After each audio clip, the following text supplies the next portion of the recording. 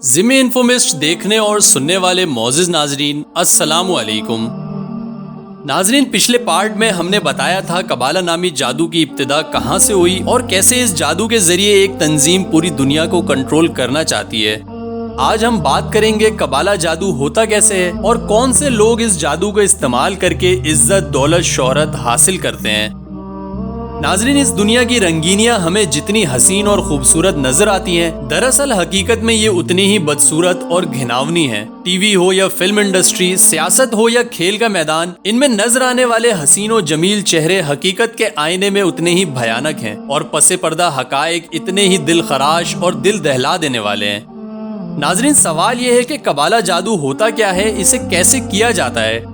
قبالہ در حقیقت بابل کی تہذیب کا ایک خوفناک علم ہے جسے مخصوص اعداد و شمار اور علامات کے ذریعے کیا جاتا ہے، جسے ہم عام زبان میں کالا جادو یا بلیک میجک بھی کہتے ہیں۔ یہ قبالہ جادو شیطانیت اور سفلیات پر مشتمل ہے، جس میں مختلف نشہ آور چیزوں، اخلاق سے گری ہوئی حرکتوں اور جادوئی عملیات کے ذریعے شیطان کو خوش کرنے کی ہر ممکن کوشش کی جاتی ہے۔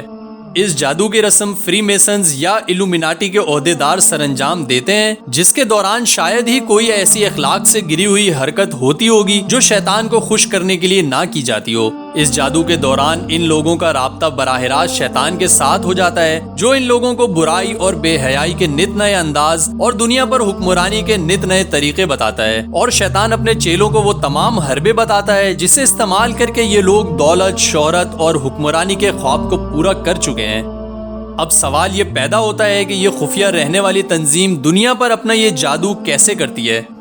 دوستو، یہ لوگ ہر شعبے سے، چاہے وہ کھیل کا میدان ہو، ٹیلی ویژن ہو یا فلم انڈسٹری، یہاں کے ناکام اور اسٹرگلنگ لوگوں کو جو کسی بھی فیلڈ میں اپنی کامیابی کے لیے کوشش کر رہے ہوں، انہیں پیسے اور شہرت کا لالچ دے کر خرید لیا جاتا ہے اور ان لوگوں سے ایک معاہدہ اسٹینڈنگ ایگریمنٹ کیا جاتا ہے، جس کے مطابق ان ناکام لوگوں کو اپنی متعلقہ فیلڈ میں کامیابی دلوائی جاتی ہے اور بدلے میں اپنا ایجنڈا ان سے پورا کروایا جاتا ہے، جس میں ہر وہ برا کام شامل ہوتا ہے جس سے لوگوں کی مائنڈ پروگرامنگ کر کے بے حیائی، زنا، ہم جنس پرستی جیسے غلیظ کاموں کو پروموٹ کیا جاتا ہے۔ الومیناٹی نامی تنظیم ایسے لوگوں کو کامیاب بنانے کے لیے قبالہ نامی جادو اور اپنا اثر و رسوخ استعمال کرتی ہے، جس کی مثال اس وقت ہالی ووڈ ہے، جو کہ 99% الومیناٹی کے قبضے میں ہے، جہاں موجود کامیاب ستارے اسی تنظیم کے کنٹرول میں ہیں، جنہیں اپنے مخصوص اشاروں سے پہچاننا نہایت ہی آسان ہے۔ ہالی ووڈ پر راج کرنے والے اور عوام کے دلوں میں بسنے والے یہ کردار باقاعدہ اس شیطانی تنظیم کی عبادت اور رسومات کا حصہ ہوتے ہیں،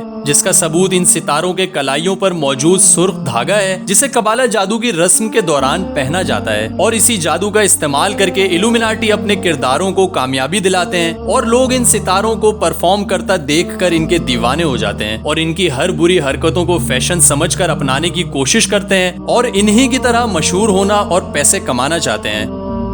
ناظرین گرامی، اس تنظیم کا اصل مقصد کیا ہے اور ان مٹھی بھر لوگوں نے پوری دنیا پر کیسے اپنا کنٹرول حاصل کیا؟ دوستو، شروعاتی دور کے فری میسنز نے الومیناٹی نامی تنظیم کی بنیاد رکھی، جس کا بنیادی مقصد دنیا کے وسائل پر قبضہ کرنا تھا، اور اس تنظیم کے ذریعے دنیا کے بڑے بڑے فری میسنز کو ایک جگہ جمع کیا گیا اور ان کے ذریعے دنیا کے مذاہب، خصوصاً عیسائی اور مسلمانوں کو تباہ کرنے کے لیے منصوبے تشکیل دیے گئے، جس میں جرمنی کی روتشائلڈ فیملی کا نام سر فہرست آتا ہے، جن کے ذریعے یورپ میں جنگوں کو مسلط کیا گیا اور بینکنگ سسٹم کے ذریعے سودی کاروبار کو فروغ دیا گیا۔ عالمی مالیاتی ادارے اور ریزروز بینکس کی بنیاد رکھ کر پوری دنیا کو کنٹرول کرنے کا منصوبہ بنایا گیا، جس پر یہ لوگ کامیاب بھی نظر آتے ہیں۔ ایک طرف تو مغربی ممالک میں جنگ کروا کر الومیناٹیز نے مذہب اور خاص طور پر مسلمانوں کے خلاف نفرت پیدا کی، اور دوسری طرف اپنے ہتھیار بیچ کر ارب پتی بن گئے اور قبالہ جادو کے ذریعے پوری دنیا میں اخلاقی پستی، ہم جنس پرستی، مذہب سے بیزاری اور جنسی خواہشات کو بڑھا کر لوگوں کو گمراہ کرنا اور اپنے مقصد کو پورا کرنا شروع کر دیا۔ اس تنظیم کے اصل پیروکار اور عہدیدار خود منظر عام پر نہیں آتے، بلکہ اپنے خریدے ہوئے لوگ جن کے ساتھ اسٹینڈنگ ایگریمنٹ یا شیطانی معاہدہ ہوتا ہے انہیں آگے کرتے ہیں اور ہر غلط ناجائز کام کرواتے ہیں۔ नाजरीन, कबाला नामी जादू की तफसीलात यहूदियों और इल्यूमिनाटी तंजीम के अलावा कोई नहीं जानता, और वो इस जादू को पाम्स्ट्री, होरोस्कोप जैसे नामों से मुतारिफ करवाकर इसकी हकीकत को छुपाना चाहते हैं। और आज हम मुसलमानों का ये हाल है कि हम तोहम परस्ती में इतने घिर चुके हैं कि इन सब बातों पर यकीन भी कर लेते हैं। यही वजह है कि हम ज़हनी गुलामी और तबाही की तरफ बढ़ते जा रहे हैं। और यही वो वादा है जो शैतान ने अल्लाह से किया था कि मैं तेरी मखलूक को गुमराह करूंगा। मगर हम कुरान और हदीस से रहनुमाई लेने और इस पर अमल करके इन फितनों से बचने की बजाय इन फितनों का शिकार होते जा रहे हैं।